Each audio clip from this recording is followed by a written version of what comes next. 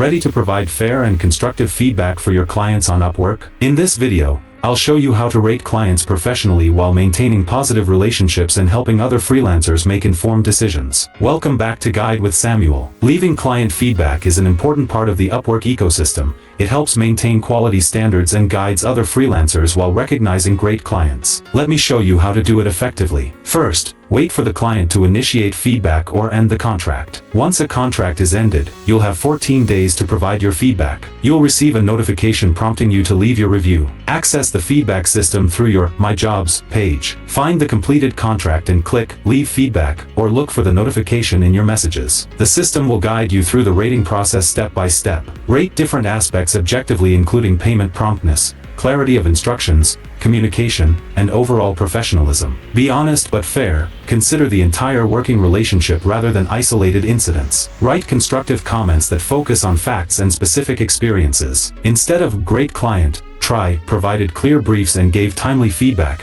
which made the project efficient and enjoyable." This helps other freelancers understand what to expect.